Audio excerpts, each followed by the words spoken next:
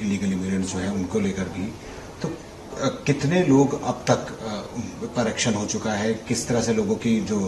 Verification है वो पूरी हो चुकी है, उसकी डिटेल अगर आप। ऑनरेबल एलजी के दिशा निर्देश के बाद हम लोग ने जो ड्राइव चालू की है, जिसमें कि इलीगल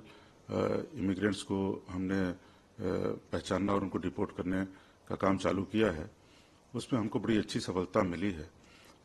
जोन 2 में जो सदर्न जोन है, उसमें अब तक हमने करीब 25 से ऊपर ऐसे इलीगल इमिग्रेंट्स को आइडेंटिफाई किया है और उनको डिपोर्ट करने का काम भी चालू कर दिया है। लेकिन इसमें इसी क्रम में हमको साउथ डिस्ट्रिक्ट में बहुत ही बड़ी सफलता मिली, जब हमने एक ऐसे पूरे रैकेट का भंडाफोड़ किया, जिसमें कि हमने न केवल उनके जो इंडिया में आने के रूट को देखा, उससे संबंधित जो लोग थे उनको भी पकड़ा, जो यहाँ पे उनके इलीगल तरीके से आधार कार्ड बनाते थे, उस पूरे रैकेट को देखा, उसको पकड़ा। आपको पहले भी बताया गया था कि एक फर्जी वेबसाइट बना करके वहाँ पे इस आधार कार्ड का वेरिफिकेशन वगैरह ये करवाते थे, जिसमें कि जो सपोर्टिंग डॉक्यूमेंट्स होते थे वो नकली होते थे, लेकिन उसको वो एक वेबसाइट के थ्रू वो करवाते थे कि वो वेरीफाइड हो जाए। तो इन सब पे भी हमने काफ़ी काम किया और इसके लिए हमको बहुत मेहनत करनी पड़ी, क्योंकि बहुत सारे ऐसे लोग हैं जो कि अब यहाँ के वैलिड डॉक्यूमेंट्स लेकर के यहाँ पे रहना चालू किए हैं। तो इसके लिए हमको ह्यूमन इंटेलिजेंस और इसके साथ साथ जो टेक्निकल सर्वेलेंस है उसका भी सहारा लेना पड़ा है, और अब तक जो हमको कामयाबी मिल रही है उससे हम काफ़ी प्रोत्साहित हैं। सर, जैसे आपने काफ़ी समय से यहाँ पर रह रहे हैं और हर डिस्ट्रिक्ट की बात की जाए तो कितनी टीमें, कैसे टीमें बनाएगी, कैसे इस पर आप लोगों ने इस पर काम करना शुरू करा, क्योंकि जैसे ही निर्देश आया उसके बाद से ही दिल्ली पुलिस एक्टिव हो गई, तो किस तरह से रहा वो प्रोसेस, थोड़ा सा बताना चाहिए। जी देखिए, इसमें पहले तो हम ह्यूमन इंटेलिजेंस के थ्रू और जो पहले इस तरह के हमने इलीगल बांग्लादेशीज पकड़े थे जो किसी क्राइम में इन्वॉल्व हैं, उनको हमने पहले टारगेट किया, उनसे बातचीत करके हमने और भी इंफॉर्मेशन निकाली, और जो भी ऐसे शक के दायरे में हमारे पास आए लोग, उनको हमने उनके जो आधार कार्ड इत्यादि पे उनके जो पते दिए थे, वहाँ पे चाहे वो असम में हो चाहे बंगाल में हो, जहाँ का उन्होंने पता दिया था, वहाँ हमारी टीम्स गई, वहाँ पे जाके उन्होंने वेरीफाई किया। जब वहाँ से वो वेरिफिकेशन नहीं हो पाया तो हमको पता चल गया कि ये इलीगल इमिग्रेंट्स हैं। कईयों के पास हमें बांग्लादेश के आईडी कार्ड्स भी मिल गए हैं, और उनके पास वहाँ का आईडी कार्ड है और यहाँ का उन्होंने वोटर आईडी कार्ड भी बना रखा है। तो ऐसे लोगों को भी हमने गिरफ्तार किया है। लेकिन ये बहुत ही पेन्स टेकिंग प्रोसेस है, इसमें समय लगता है। जो टीम्स हमारी बाहर जाती हैं, वो दूर दराज के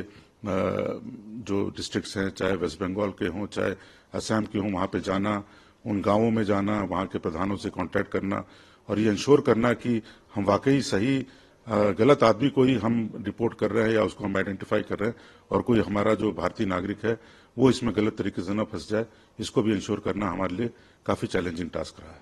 सर, आपने जैसे किस रूट से ये लोग आते हैं, कैसे ये लोग फर्जी डॉक्यूमेंट का इस्तेमाल करते हैं, तो उसके बारे में थोड़ा सा अगर बताना चाहे कि किस तरह से ये लोग। देखिए, जो हमने रैकेट हमने जो पकड़ा था, उसमें ये लोग बांग्लादेश से ये आते थे, मेघालय में घुसते थे, ऑन फुट आते थे, क्योंकि पोरस बॉर्डर है, वहाँ पे ये ऑन फुट आया करते थे, और उसके बाद से फिर ये राजधानी एक्सप्रेस में ज़्यादातर ये और सेकंड एसी में बैठ के आया करते थे। वहाँ पे इनको एक फर्जी सा आधार कार्ड दे दिया जाता था, जिसके डेटा हमने जब चेक किए तो पूरा आधार कार्ड ही फर्जी था, ताकि प्रथम दृष्टया अगर कोई उनसे कुछ पूछता है तो उनके पास एक कोई पहचान पत्र हो, जिससे कि वो उनको कोई रोका न जाए। और उनका ये मानना था कि राजधानी में सेकंड एसी वगैरह में आने में पूछताछ कम होती है। उसके बाद से दिल्ली आने के बाद ये एक आधार कार्ड बनवाने के लिए 18 साल से कम का एक सर्टिफिकेट बनाते थे अपना, फर्जी, जो कि देखने में एकदम अच्छा लगता, मतलब एकदम सही लगता था, एमसीडी का जारी किया हुआ, और उसमें जो क्यूआर कोड होता था, जब उसको स्कैन करते थे तो इन्होंने एक फर्जी वेबसाइट बनाई हुई थी, वहां से उसका वेरिफिकेशन आ जाता था, और अगर बहुत सावधानी से न देखा जाए तो उस वेबसाइट का जो एड्रेस था वो ऐसा लगता था जैसे वो कोई सरकारी वेबसाइट है।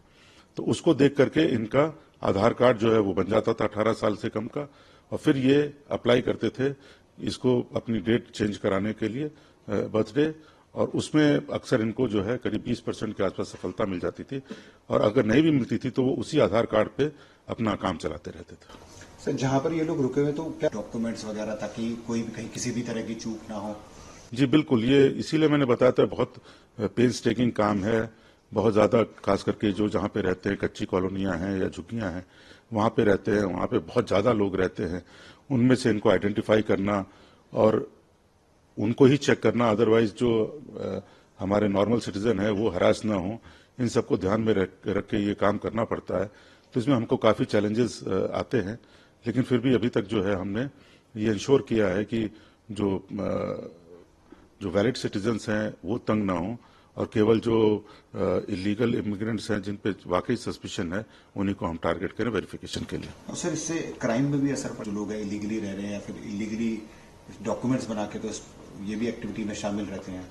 नहीं, सर्टेनली इसमें तो रहेगा ही, क्योंकि इनमें से हमने पहले भी देखा है कि जो इलीगल इमिग्रेंट्स हैं उनसे बहुत सारे, चूंकि उनके पास एक रेगुलर जॉब नहीं होती है, पैसे नहीं कमा पाते हैं, और चूंकि उनको ये पता है कि उनके पास वापस भागने का एक रास्ता है, जरिया है,